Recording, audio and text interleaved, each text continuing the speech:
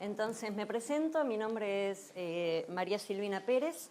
La clase que me toca darles a mí es modificaciones fisiogravídicas.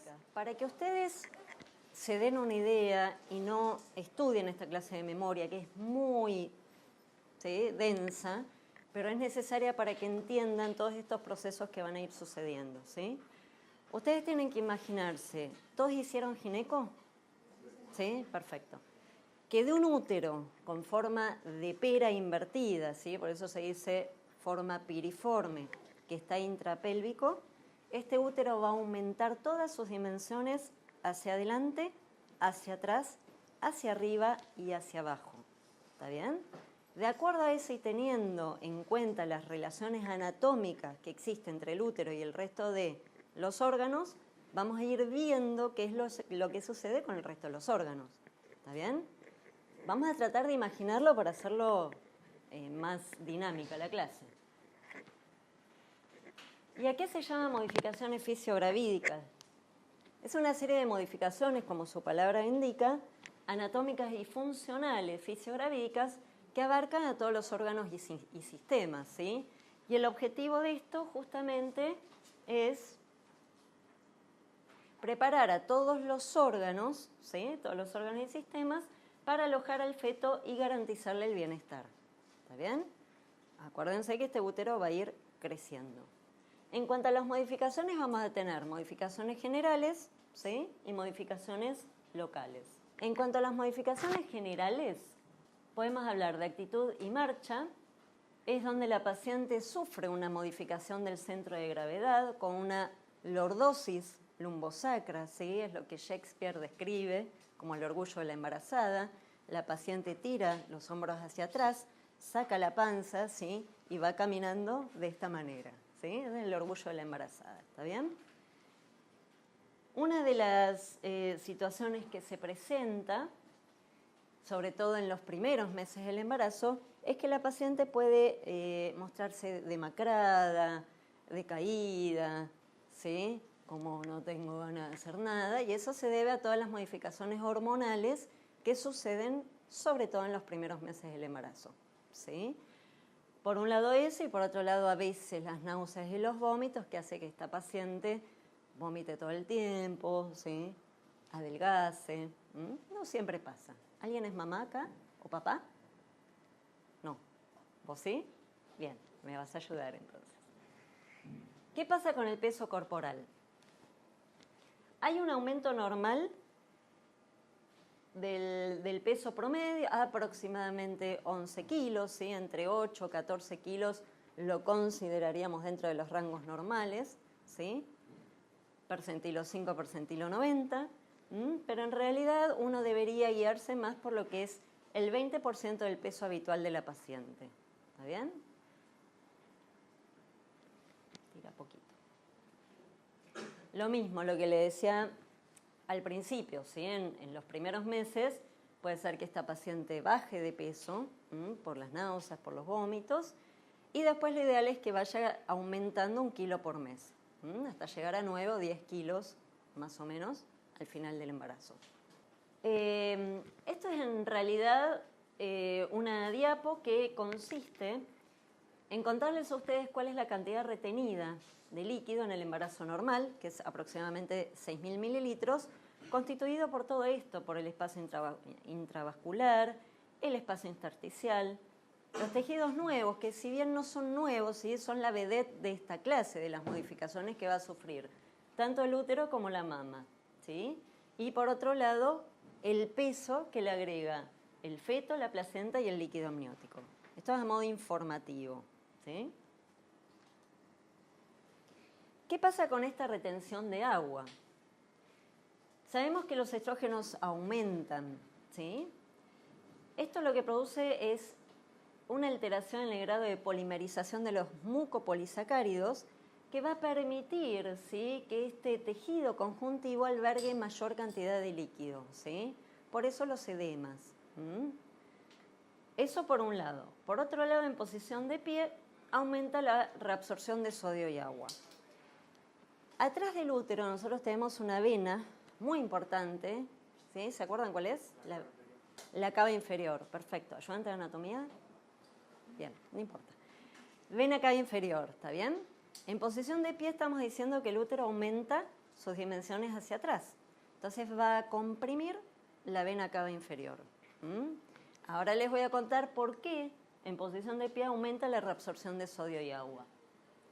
Por otro lado, hay estancamiento venoso, por lo cual también aumenta la reabsorción de sodio y agua.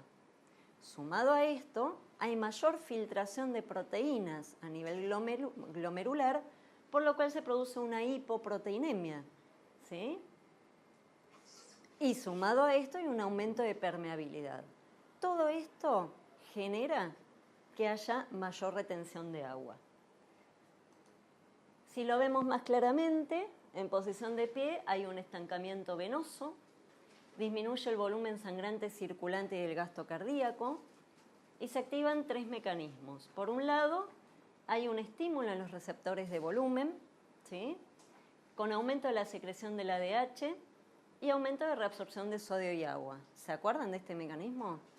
Sistema renina, angiotensina, bien. Ya la misma disminución del volumen de sangre circulante aumenta la secreción de aldosterona y por otro lado, esto produce una disminución del flujo plasmático renal y del volumen del flujo glomerular, ¿sí? Esto disminuye el agua y el sodio que se filtra y por lo tanto aumenta la reabsorción de sodio y agua. ¿Está bien? Eso es para que ustedes entiendan por qué se produce esta retención de agua, ¿sí? ¿Qué pasa con la temperatura basal corporal? ¿Se acuerdan en gineco cuando hablaban de la segunda fase? ¿Sí? ¿Cuál era? La fase progestacional. ¿Qué decíamos? Si aumentaba la progesterona, ¿qué pasaba con la temperatura?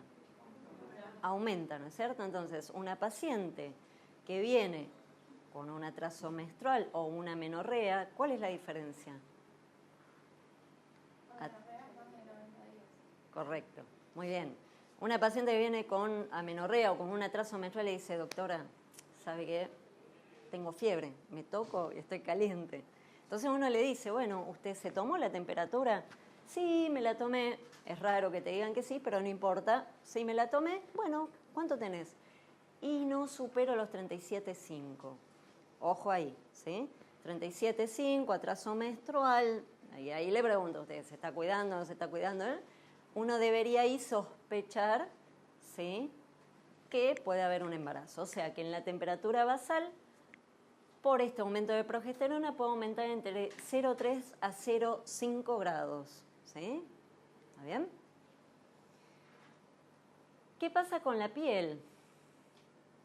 Hay mayor pigmentación, ¿sí? Sobre todo a nivel de la línea alba. La línea alba es la que se dibuja desde el ombligo hacia la sínfisis pubiana, ¿sí?, que no tiene que ver el color con el sexo del bebé. Que van a escuchar por ahí que la paciente dice, es un varón. ¡Ay, qué bueno! ¿Por ecografía ya lo vieron? No, es porque es más negra la línea.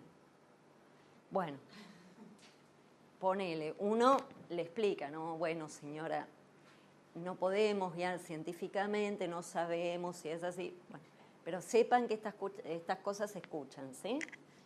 Muy bien. Y este aumento de la pigmentación se debería por un aumento de la melanocito estimulante como consecuencia de aumento de los estrógenos, ¿sí? Puede haber un cloasma, ¿sí?, una mancha amarronada a nivel de alas de mariposa. Pueden aparecer estrías a nivel, sobre todo, de la piel abdominal o de las mamas, y eso se debe por sobredistensión de la piel. En general, en las nulíparas pueden ser rojo-vinosas, por rotura del colágeno, del tejido, y en las multíparas pueden ser blancas nacaradas. Puede haber una hiperhidrosis vulvar, esto es por los labios, ¿sí? Los labios mayores se edematizan y cambia. Pero ojo, todo lo que cambia en esta instancia vuelve a su estado habitual. ¿No es así? Bien. ¿sí? No se asusten las mujeres sobre todo. Todo esto pasa, es transitorio. El embarazo no es una enfermedad, es un periodo lindo donde si uno realmente lo planificó, lo disfruta, ¿sí? Esa es la idea. Y dice, ay, tengo panza, engordé 10 kilos, no importa. ¿Sí? La idea es que después vuelva a su estado habitual. ¿Está bien? Muy bien, con el tejido celular subcutáneo hablamos de los edemas, ¿sí? Mayor inhibición hídrica. ¿Qué pasa con los músculos, los huesos y los huesos?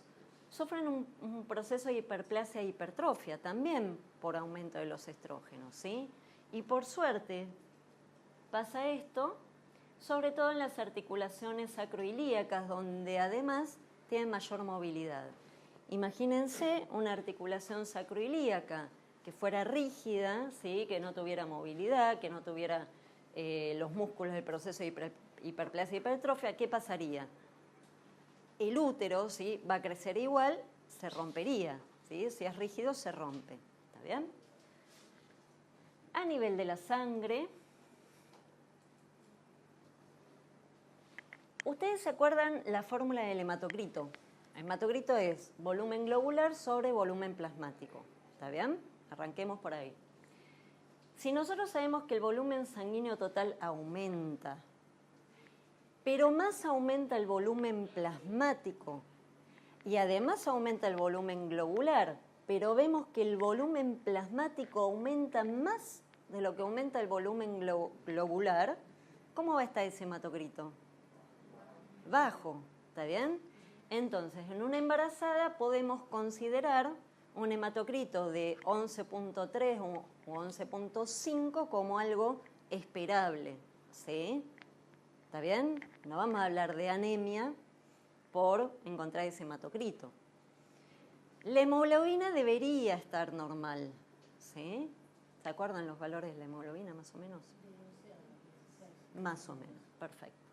Muy bien, en cuanto a los glóbulos blancos, más o menos 34 semanas, ¿sí? Pueden aumentar. No se sabe exactamente cuál es el mecanismo fisiológico por el cual aumentan, pero hasta 16.000 blancos pueden ser normal. Por lo cual, paciente que llega a la guardia 34 semanas y uno le hace unos blancos, tiene 15.000, 16.000, ojo, no pensemos que la paciente está infectada, sino que es propio del embarazo, ¿sí? Y en general esta leucocitosis se produce, ¿sí? A favor de los polimorfonucleares.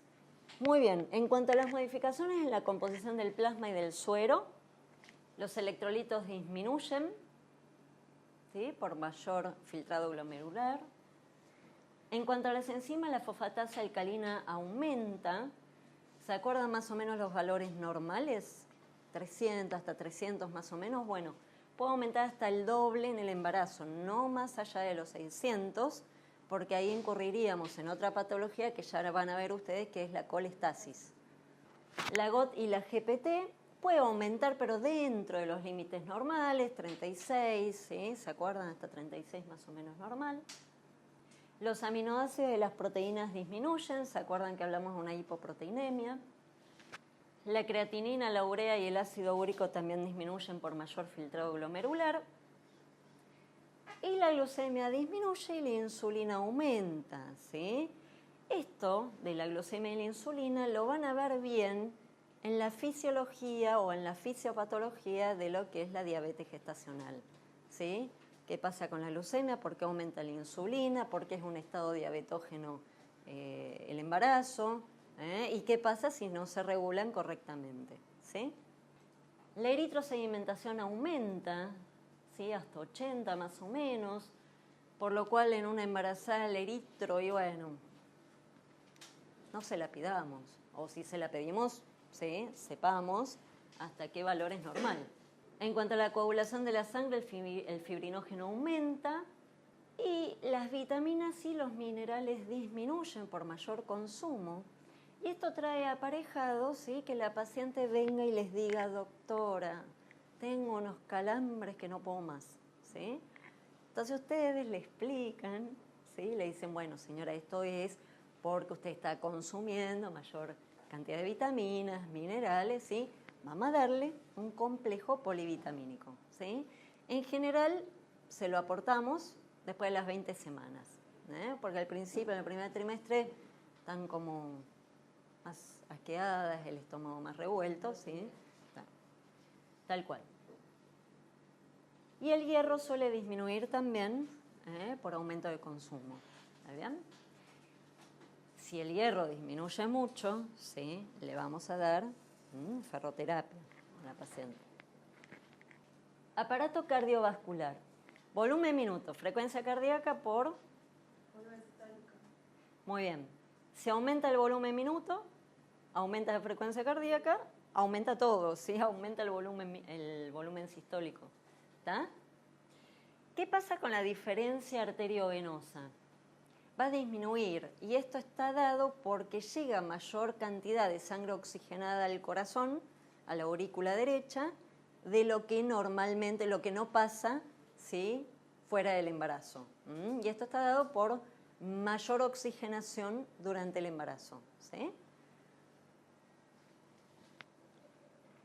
La presión arterial sabemos que es el producto del volumen minuto por resistencia periférica, ¿sí? Dijimos que el volumen minuto aumenta, pero la resistencia periférica disminuye más de lo que aumenta el volumen minuto, por lo cual la presión arterial de la paciente, ¿cómo va a estar? Disminuida, ¿sí? Que la resistencia periférica disminuye se debería a un aumento de... Exacto, de prostaglandinas. Entonces, si uno le toma a la paciente que todo en control obstétrico, uno debería tomarle la presión, ¿sí?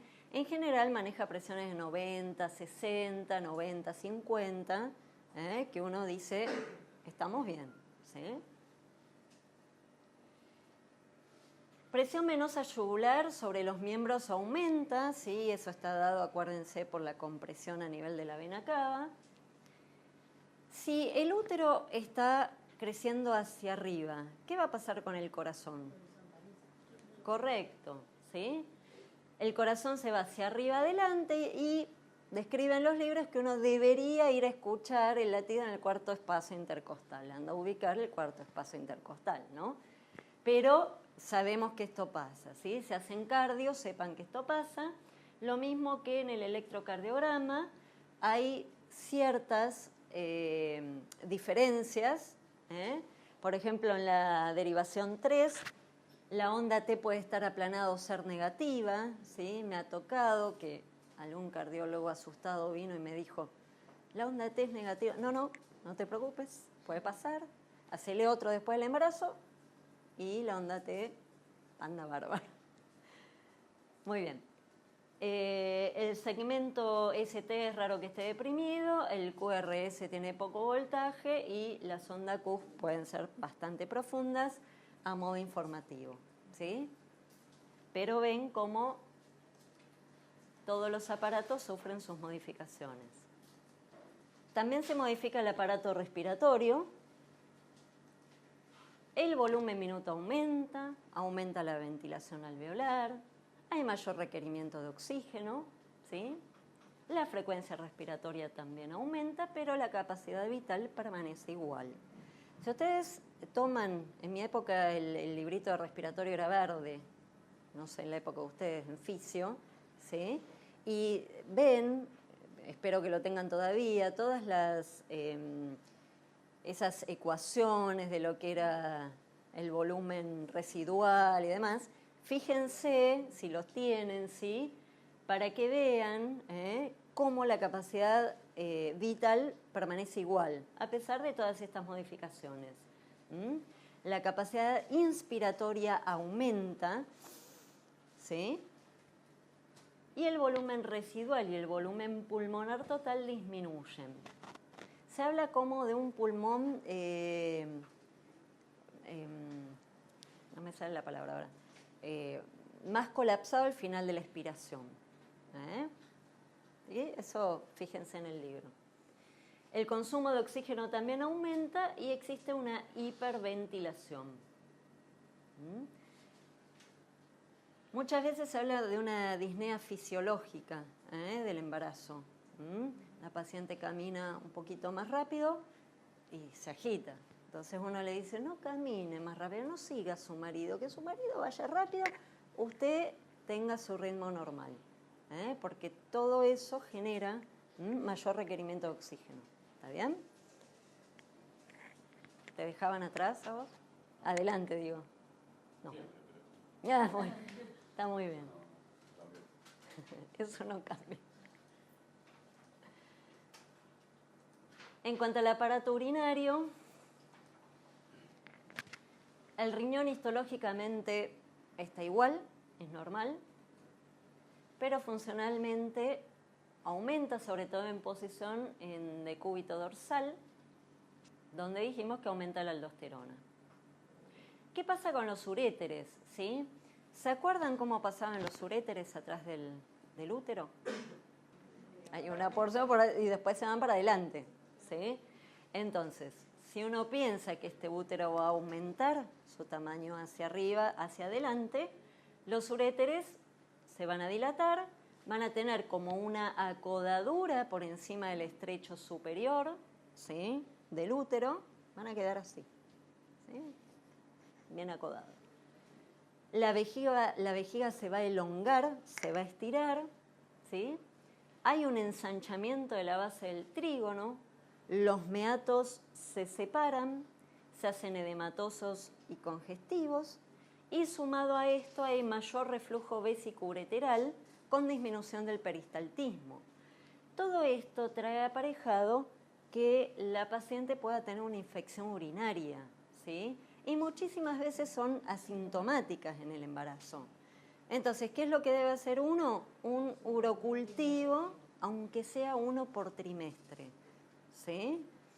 ¿Por qué? Porque si no detectamos una infección urinaria, esto va a traer aparejado, ¿sí?, todo el resto de otras complicaciones como rotura prematura de membranas, amenaza de parto pretérmino y demás. ¿Qué pasa con la diuresis?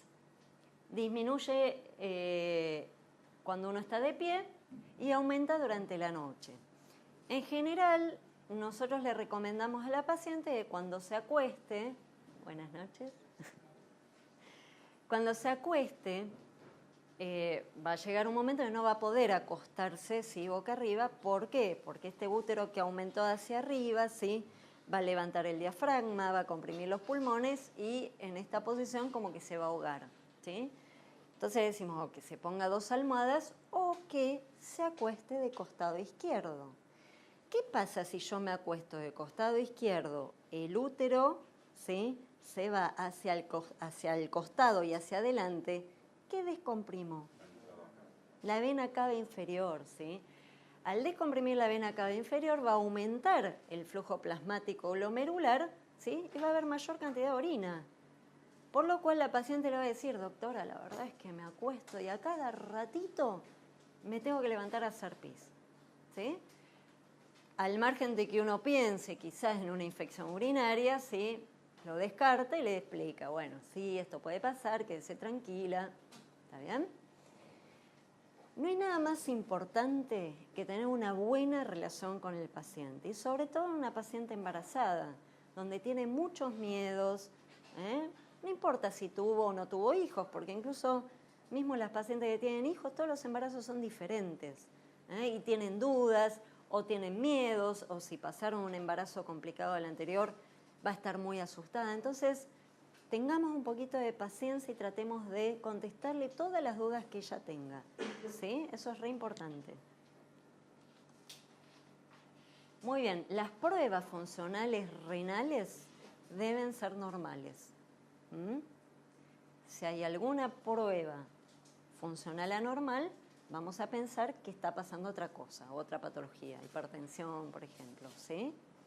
¿Qué pasa con el aparato digestivo? Las encías pueden sufrir un proceso de tumefacción y edemas, y esto está dado por una hipovitaminosis C. Puede haber dolor de dientes, ¿sí?, odontalgias, caries dentarias por el metabolismo del calcio, ¿sí? Por lo tanto, en una primera consulta es de buena práctica mandar a la paciente a hacer una consulta al odontólogo. ¿Por qué? Porque sobre todo en las pacientes hospitalarias la salud dentaria no es buena, ¿sí? Y si viene con 40 caries, probablemente al final del embarazo se quede sin dientes. O si viene con algún dientito que se le mueve, probablemente se le caiga durante el embarazo, ¿sí? Además, que todo lo que es infección dentaria también es una infección, ¿sí? Y es un factor predisponente, por ejemplo, demostrado en una rotura prematura de membranas, ¿sí? Muy bien, ¿qué pasa con el esófago? Si dijimos que el útero crece hacia arriba, ¿qué pasa con el esófago? Se va a cortar, ¿no es cierto? Se acorta. Con el estómago hay dilatación del cardias y atonía del píloro, o sea, esófago que se acorta, estómago que va subiendo también. No es casualidad que la paciente más o menos a las 26 semanas ¿sí? Le diga, doctora, tengo acidez, tengo como esa sensación de me quema el estómago. Y le van a decir además la paciente, ¿seguro que le están saliendo los pelitos al bebé? Son todas cosas folclóricas que uno escucha y que le tiene que explicar a la paciente. No, los pelitos no le hacen cosquillas al estómago, ni le produce esa acidez. Y uno le explica, trata por lo menos de explicarle esto, ¿sí?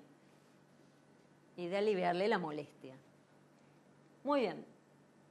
El intestino va a estar rechazado hacia el diafragma. ¿Qué pasa con la mucosa rectal? Se torna rojo oscura, hay acentuación de los pliegues, pueden aparecer las hemorroides y si la paciente era constipada puede acentuarse esa constipación, por lo cual además empeoraría el tema de las hemorroides. Entonces uno debería decirle a la paciente que tome de 2 a 3 litros de agua por día, que coma verduras cocidas, hacerle una buena dieta, una buena alimentación. En cuanto al hígado, la segunda mitad del embarazo está rechazado hacia la derecha. Hay una sobreactividad funcional, pero ¿se acuerdan que dijimos que la GOT, la GPT y la FAL tienen que estar dentro de esos valores? La vesícula biliar, hay una atonía y una distensión de la misma y hay un espasmo del esfínter de Oddi. ¿Se acuerdan que dijimos que aumentan los estrógenos? Si esta paciente ya venía con algún cálculo biliar, si alguna piedrita, si aumentan los estrógenos, esto va a impactar un poquito más, ¿sí? Entonces, estemos atentos ahí. Hasta las 16 semanas uno podría operar una vesícula. No logré nunca que ningún cirujano me opere una paciente embarazada. Por lo cual tuvo que estar con dieta durante todo el embarazo, ¿no? Tratando de que no se complique la molestia. ¿Qué pasa con el sistema nervioso? Pueden pasar dos cosas, o que la paciente tenga insomnio, ¿sí? Pero lo que más pasa es al revés, es que tenga acentuación del sueño, ¿sí? Una paciente que viene y diga, doctora, la verdad no tengo ganas de hacer nada, tengo ganas de dormir todo el día, y uno a la misma le dice, bueno, permítitelo, puede pasar, es por las hormonas y demás, ¿sí? Puede haber neuralgias, parestesias y calambres, por lo que dijimos, ¿sí? Bajan las vitaminas y los minerales.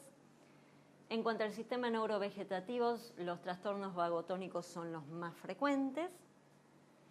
Y en cuanto a las modificaciones psíquicas, depende del componente psíquico de la paciente, ¿sí? Y depende mucho también si esta paciente estaba planificando este embarazo o no. Ahí va a ser un embarazo feliz o un embarazo traumático. ¿Está bien? En el estudio del encefalograma hay muchos patrones que son similares a los de la epilepsia.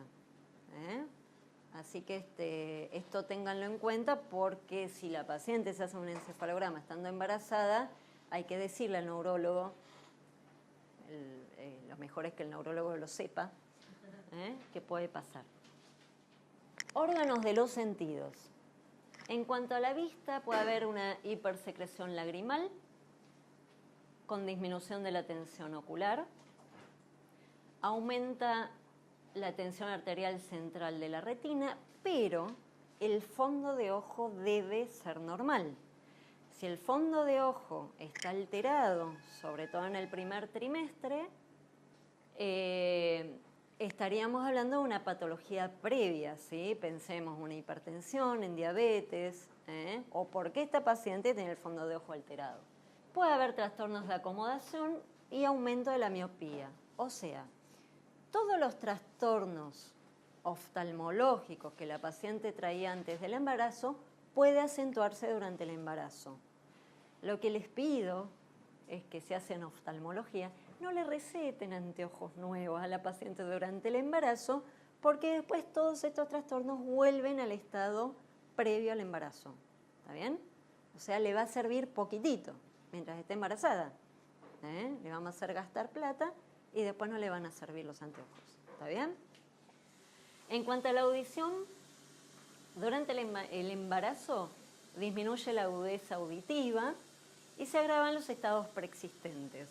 Es increíble ver cómo esta disminución de la agudeza, uno después de tener al bebito, esto revierte totalmente. Después que nace el bebito, ¿sí? Uno está durmiendo, escuchando hasta la respiración del bebé. Es increíble. Esto aumenta, ¿sí? Cambia totalmente. En cuanto al gusto y alteración de la sensibilidad, sumado a esto, el olfato tiene una hipersensibilidad de rechazo, por lo cual una paciente pasa por al lado de alguien que huele un perfume riquísimo, bueno, la paciente tiene esta hipersensibilidad, ya le dio náuseas y tiene que correr al baño, ¿sí? Otra de las cosas que sucede es quizás, ¿sí? La paciente le encanta el atún, que es lo que me pasó a mí, me encanta el atún. En el embarazo era una cosa que no lo toleraba, no podía comer atún. Entonces no lo comía, nadie me obligaba. ¿Está bien? Pero ¿qué pasa? Si comía atún más el olor que tenía el atún, ya está. Era suficiente para las náuseas y los vómitos. Algunos autores describen anosmia, ¿sí? No lo vi nunca lo de la anosmia, pero está descrito. En cuanto al sistema endocrino, nada más les voy a nombrar las hormonas, porque en cada una de las clases ustedes van a desarrollar esto, ¿sí? La gonadotrofina coriónica, ¿sí? Que lo utilizamos justamente ¿para qué? Para hacer el test de embarazo. La lactógeno placentaria la van a ver en la clase de diabetes. La prolactina, ¿sí? Va a aumentar preparando las mamas para la lactancia. La tirotrofina coriónica, ¿sí? Puede aumentar. La corticotrofina, las hormonas esteroideas aumentan, la progesterona aumenta al principio del embarazo y el estriol también es una hormona que se utiliza, ¿ya la vieron esta clase? ¿El screening? ¿No vieron clase de screening? No, bueno, es una hormona que se usa para un estudio que se llama el NT+. ¿Lo vieron? Translucencia nucal más las hormonas. No hablaron del estriol. Bueno, sepan que en muchos laboratorios se mide el estriol. Muy bien, y llegamos ahora a las modificaciones locales. No, ¿qué pasa con las mamas? Y la verdad es el estado ideal de las mamas para los que tienen poco, porque sufren un proceso de hipertrofia, hiperplasia glandular, aumento del tejido adiposo, hiperemia, inhibición hídrica, la consistencia puede estar disminuida y a veces, no siempre, puede haber grietas por sobredistensión de la piel, ¿sí? Les digo a veces para que no se me pongan mal, porque muchas veces no pasa eso, ¿sí? Si nos hidratamos bien y usamos lindas cremas, esto no pasa. Pero es un lindo momento para usar musculosas, por ejemplo. Lástima que después vuelve todo a su estado normal. ¿Qué pasa con el pezón? Hay mayor tensión del pezón y mayor sensibilidad, con mayor capacidad eréctil. Hay una hiperpigmentación, ¿sí? Del pezón y de la areola. Ustedes van a ver que este pezón está más oscuro, bastante más oscuro.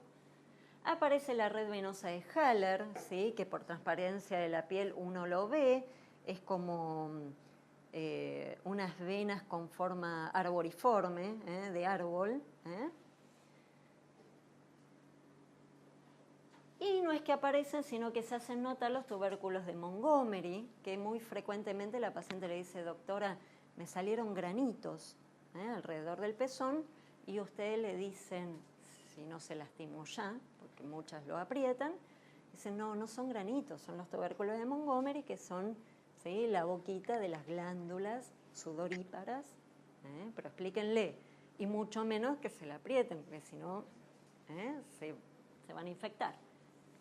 Y pueden aparecer las glándulas supernumerarias, sobre todo abajo de la axila. Muchas veces aparecen también en el abdomen.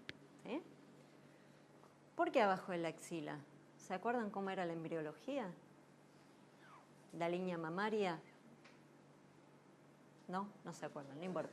La línea mamaria era de la axila hacia la mama, muchas veces queda un remanente, estoy con el micrófono, un remanente en la glándula mamaria a nivel de la axila y que se manifiesta en el embarazo. ¿Sí? Uno puede tener como un bultito, ¿sí?, en la axila y tener un pezón chiquitito, ¿sí? Cuando amamanta puede generar leche, ¿sí? Y después de amamantar puede ser que eso desaparezca. Muy bien. ¿Cuál es la función de las mamas? Bueno, aparece el calostro. El calostro, saben por pediatría que es un líquido transparente, ¿sí?, que tiene muchas vitaminas. No me sale la palabra. Muchas vitaminas, muchos anticuerpos, por lo cual uno debería dárselo igual, hasta más o menos el tercer o cuarto día, donde ya aparece la leche. En realidad, esto depende, ¿sí? Si la paciente tuvo una cesárea, probablemente se retrasa un poquito más la bajada de la leche, pero hay muchas mujeres que ya previo al parto, al parto, a la finalización del embarazo, ya tienen cierta secreción a través del pezón. ¿Sí? Bueno, y los estrógenos son los encargados, los responsables de esta hiperplasia canalicular, sumado al aumento de la progesterona, que va a ser el crecimiento del lóbulo alveolar, son, ¿sí?, los responsables de preparar estas mamas para la lactancia. ¿Sí?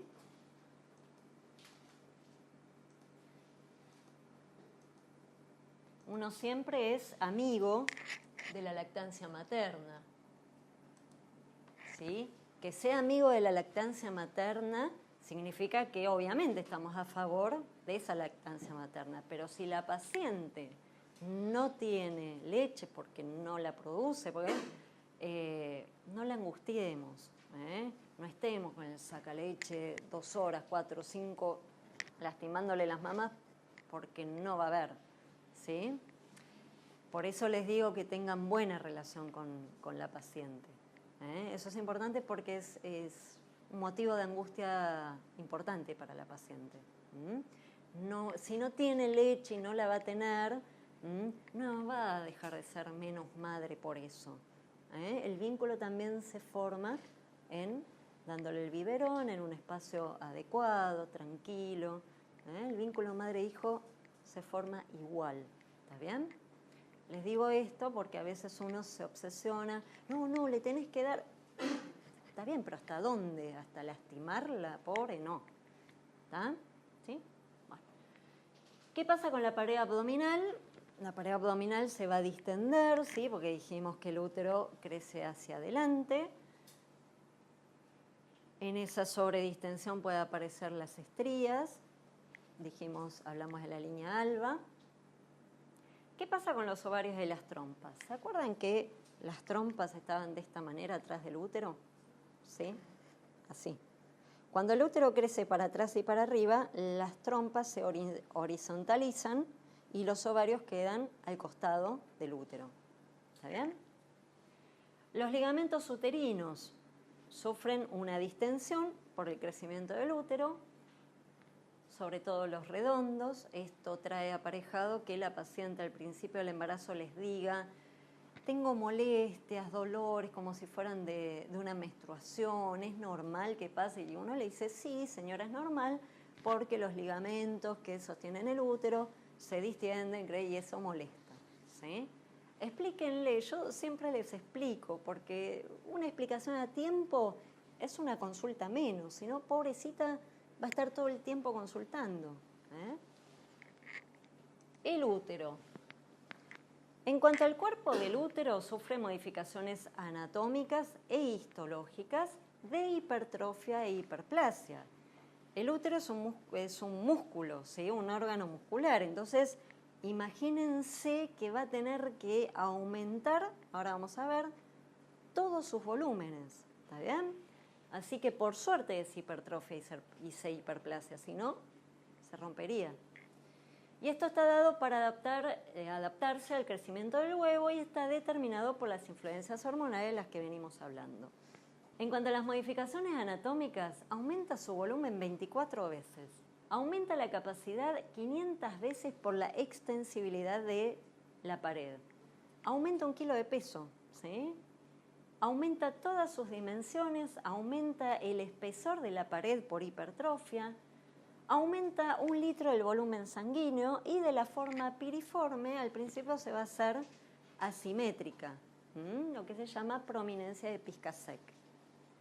La consistencia está reblandecida. Cuando uno hace un tacto a una mujer que no está embarazada, si uno toca el cuello, como la consistencia de la nariz, ¿sí?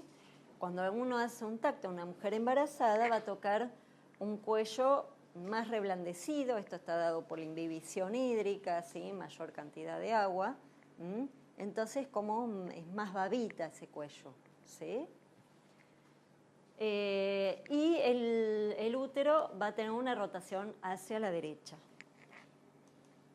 En cuanto a las modificaciones tisulares, el peritoneo se distiende, hay una hipertrofia y adherencia a nivel del cuerpo, ¿sí? Del útero, pero se hace laxa y deslizable en el segmento inferior. ¿Fenómenos activos y pasivos vieron ya? Bueno, muy bien. Vieron que se forma el segmento inferior, ¿sí? Que es lo que correspondía al istmo de la paciente no embarazada. A ese nivel, el peritoneo, cuando uno vaya a hacer una cesárea, con la pinza, lo va a levantar, ¿sí? Lo va a despegar, va a hacer una incisión y va a tratar de separarlo. Ese es el lugar donde después se hace la incisión. Cuando tengan la clase de cesárea lo van a ver. Se hace la incisión y por ahí nace el bebito. ¿Está bien? En cuanto al miometrio, lo que venimos diciendo, proceso de hipertrofia y hiperplasia, aumenta la longitud de las fibras 10 veces y 5 veces de espesor, y el endometrio sufre modificaciones deciduales, y esto está dado por todas las modificaciones hormonales, ¿sí? Que esto lo van a ver también en la clase de trombofilias, qué pasa si falta alguna hormona, si hay anidación, no me voy a meter ahí. Muy bien. En cuanto a las modificaciones funcionales, aumenta la elasticidad y la retractilidad, ¿sí? Y aumento de la irritabilidad. Muchas veces la paciente llega al consultorio y le dice, llega al consultorio así, tocándose la panza. Es lindo porque uno se toca la panza y le está dando, ¿no? un mimito al bebé. Pero si estás todo el día tocándote la panza, existe lo que se llama el útero irritable, ¿sí? Se producen pequeñas contracciones, que no llegan a ser contracciones, ¿sí? Es que este útero reacciona frente a ese masaje. Se llama útero irritable. Entonces uno le dice, señora, muy lindo la panza, lindo, pero no esté todo el día tocándose la panza porque va a producir eso, ¿sí? Yo trato de darles ejemplos para que más o menos, ¿no?, sea un poco más llevadero. Bueno, dijimos que se forma el segmento inferior, que es lo que correspondía al istmo de la paciente no embarazada. ¿Qué pasa con el cuello uterino? Es muy diferente hacer una colposcopía a una paciente no embarazada a otra que está embarazada, ¿sí? Por eso siempre preguntamos fecha de última menstruación, ¿sí? El cuello se torna rosado y cianótico, ¿sí?, por mayor vascularización del cuello. Y ustedes me van a decir, ¿por qué cianótico? Bueno, es por la vascularización del cuello. La transparencia del cuello hace que realmente uno lo vea de esta manera. La forma puede ser poco modificable, la posición puede ser anterior, intermedia o posterior. La longitud no tiene que variar, tiene que ser entre 3 y 5 centímetros, si no, pensemos que por qué se acortó ese cuello. Y lo que decíamos antes, cuando uno lo tacta o lo toca, hay reblandecimiento por imbibición. La mucosa se hace hipertrofia y hay aumento de vascularización, ¿sí? Así que si van a pasar por TGI,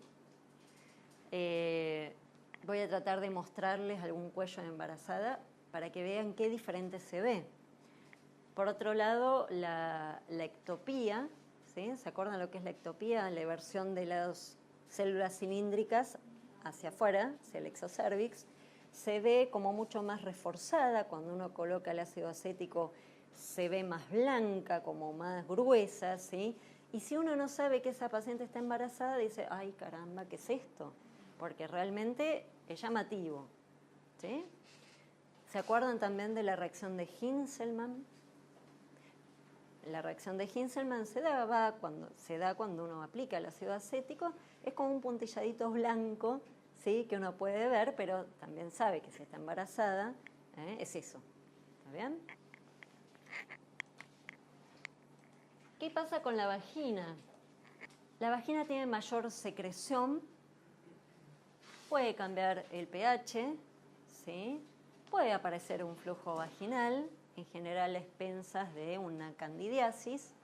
En la vulva pueden aparecer, la vulva puede haber mayor inhibición hídrica, o sea, puede estar más edematosa. Puede haber hipertricosis, aumento del vello.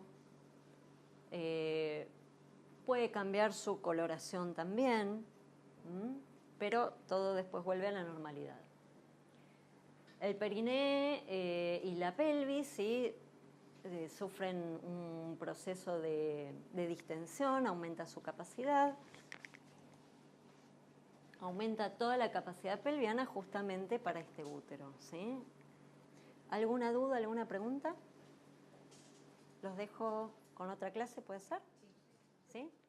Bueno, chicos, muy bien.